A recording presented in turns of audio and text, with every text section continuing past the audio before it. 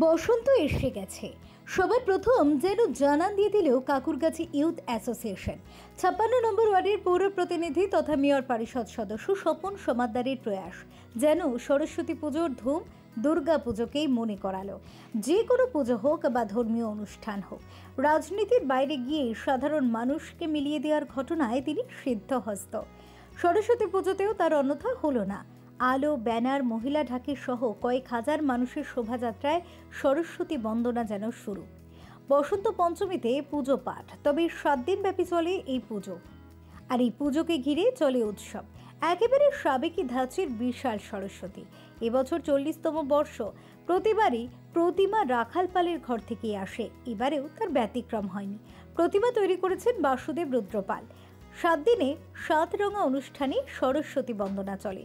বিচিত্রানুষ্ঠান তো থাকেই, সে সঙ্গে যাত্রা শিল্পকে বাঁচিয়ে রাখতে পুরপিতা স্বপন সমাদ্দার দুদিনের যাত্রার আয়োজন করেন।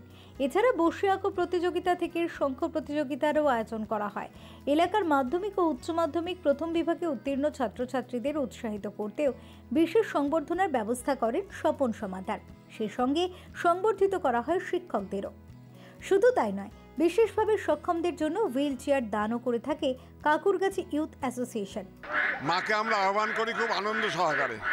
পাড়ার আবাল বৃদ্ধ বনিতা মাতৃ প্রতিমার আগমনে অংশগ্রহণ করে এবং দেখছেন বিশাল বিশাল বিশাল বর্ণাঢ্য শোভাযাত্রা সহকারে মা আমাদের মণ্ডপে আসছেন। এবং আমাদের 40তম বছরে যেমন প্রতি বছরের মতো হুইল চেয়ার দেওয়া, কম্বল বিতরণ, উচ্চ মাধ্যমিক মাধ্যমিকে যারা প্রথম বিভাগে পাস করেছে তাদের সংবর্ধনা জ্ঞাপন এবং সাংস্কৃতিক অনুষ্ঠান হয়, ঠিক সেইভাবেই বসে আঁকো প্রতিযোগিতা হয়, কুইজ কন্টেস্ট হয়, শঙ্করধ্বনি প্রতিযোগিতা হয়, মোমবাতি প্রতিযোগিতা হয়, এছাড়াও আমাদের নৃত্যানুষ্ঠান হয়, যাত্রা অনুষ্ঠান হয়। সমস্ত কিছু নিয়েই আমাদের সরস্বতী পুজোটা আমরা আয়োজন করে থাকি। এবং আজকের দিনে আমার এটা ভালো লাগছে যে হাজার হাজার মানুষ এখানে রয়েছে। আজকে বাংলার মাননীয় মুখ্যমন্ত্রী মমতা বন্দ্যোপাধ্যায় যেটা চায় উৎসব মুখরিত বাংলা, ঠিক আজকে আমাদের কাকুরগাছি অঞ্চল 30 নম্বর ওয়ার্ড আজকে উৎসব মুখরিত হয়ে আছে। আপনারা দেখছেন হাজার হাজার মানুষ আজকে পথে নেমেছে। এটাই আমাদের মানে আনন্দ হোক, আমাদের বিনোদন হোক, আমাদের ইচ্ছা হোক, সব এই নিয়েই আমরা চলছি। সরস্বতী পুজোকে কেন্দ্র করে এই কদিন এখানে উৎসবে আনন্দে সবাই মেতে উঠবে।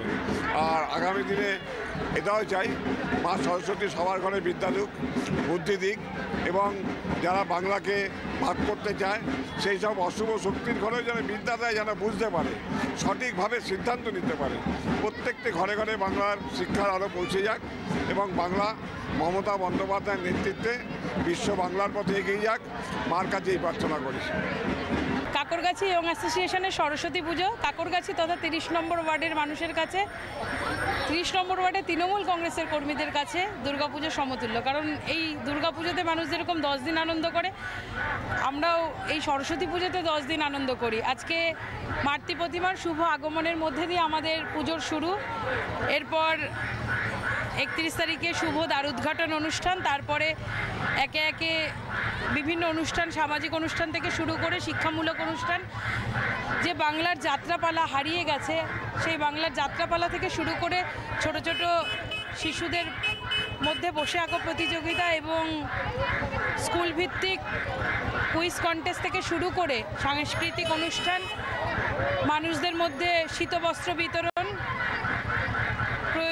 বিশেষ প্রয়োজন সম্পূর্ণ মানুষদের হুইল চেয়ার বিতরণ থেকে শুরু করে বিভিন্ন কর্মসূচি নিয়ে আমরা এই কটা দিন এত আনন্দে মেতে উঠব, যেটা আমাদের সারা বছরের কাজ করার শক্তি যোগায়। তাই আপনাদের সকলকে আহ্বান জানাই কাকুরগাছি ইয়ং অ্যাসোসিয়েশনের সরস্বতী পুজোতে আসুন এবং দেখে যান যে কলকাতার হয়তো আমার মনে হয় সবচেয়ে বৃহৎ পুজো এই কাকুরগাছি ইয়ং অ্যাসোসিয়েশনের সরস্বতী পুজো। নমস্কার, সকলে ভালো থাকবেন। স্বপন সমাদ্দারের উদ্যোগে এক সপ্তাহ একেবারে দুর্গাপুজোর মতোই আনন্দে মেতে থাকেন এলাকাবাসী, যার শুরুটাই হয় শোভাযাত্রার মাধ্যমে। Vivekananda road, Maniktala main road, CIT road, Narkeldanga main road হয়ে খান্না রোড হয়ে ঠাকুরকে নিয়ে আসা হয় মণ্ডপে। Bureau report, channel 10।